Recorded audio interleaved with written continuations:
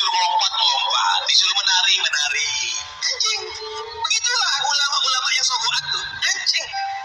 Dikasih sedikit lompat-lompat dia. Wah, dia merasa hebat. Kasih sedikit melihat, wah, sudah. Anjing piaraan tuh.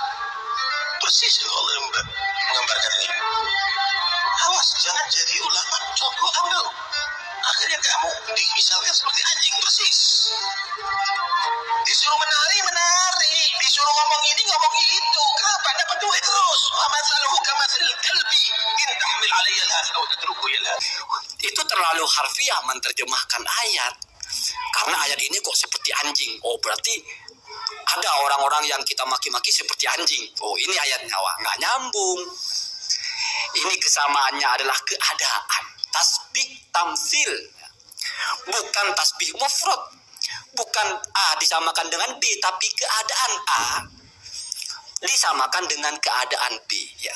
Jadi al-ahwal, hal-hal yang berkaitan dengan satu keadaan disamakan dengan hal-hal yang juga terjadi dalam satu keadaan yang lain. Alhamdulillah, salatu wassalamu ala Rasulillah Sayyidina Muhammad bin Abdullah wa ala alihi wa sahbihi wa man walah.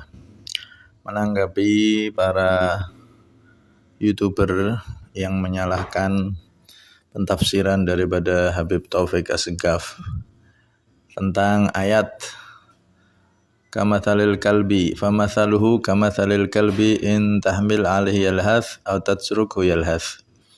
Jadi ayat ini perlu dibaca dari atas, konteksnya biar paham dan jelas.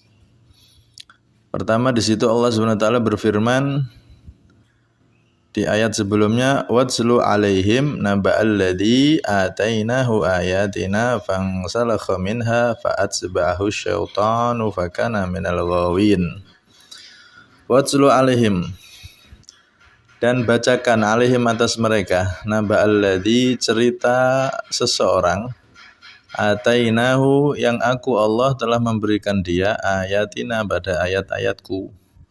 Seseorang yang sudah diberi ayat-ayat oleh Allah alias ilmu, ulama ini, orang ini.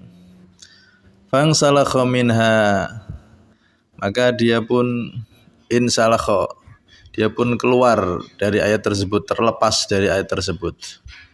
Fa'atsba'ahu syaitan, maka kemudian menguasai hu pada dia syaitan. Atsba'a di sini istahwada, menguasai. Setan menguasai dia, fakana minal ghawin, maka orang tersebut termasuk orang-orang yang ghawin, ay halikin, al-hairin. Ghawin di situ adalah orang yang sesat atau celaka. Ini ayat yang pertama ini, di pembahasan ini ya, itu Allah menggambarkan ada seseorang yang dia itu diberi ilmu, ayat-ayat Allah alias ilmu, dan memang ditafsir banyak pentafsiran disebut, tapi yang paling masyhur adalah Bal'am bin Ba'uro. Ini orang yang alim kitab, bahkan hafal kitab Taurat dalam salah satu riwayat, dan dia menguasai Ismul A'dham. Kalau berdoa apapun langsung jadi.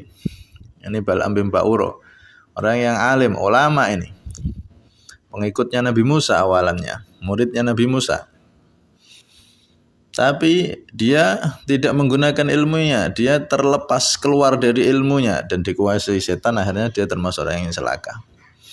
Kemudian diteruskan di ayat setelahnya, walau syi'na larfa'nahu biha, kalau aku menghendaki, kata Allah, larfa'nahu biha, aku akan meninggikan, mengangkat orang tersebut biha, dengan ayat tadi, dengan ilmunya itu, ilmu yang telah aku berikan, ayat-ayat telah aku berikan.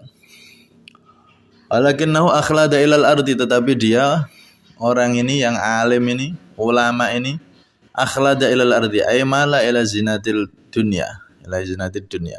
Dia condong kepada perhiasan-perhiasan dunia.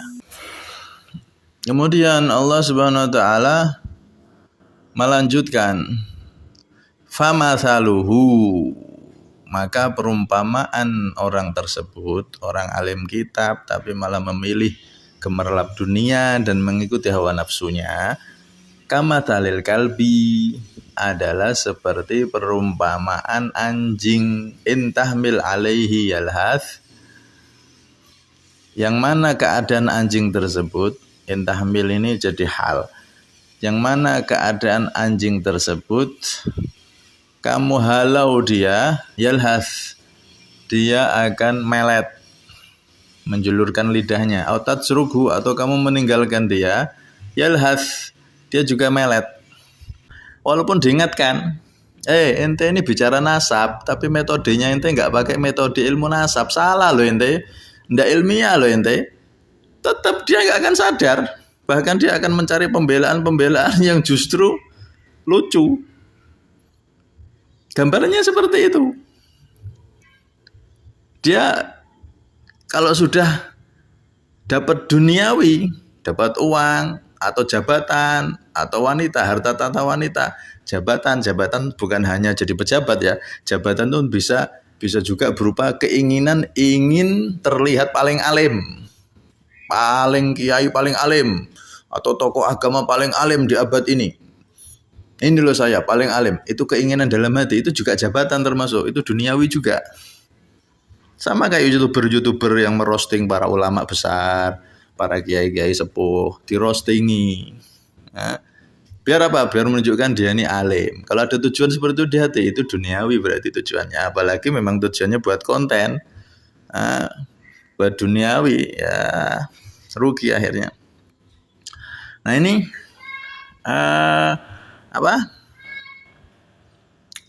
orang yang alim dia, alim ilmu, tapi kalau sudah ilmunya ini diracuni dengan hawa nafsu dan tujuan duniawi, ilmunya tidak akan ilmiah lagi.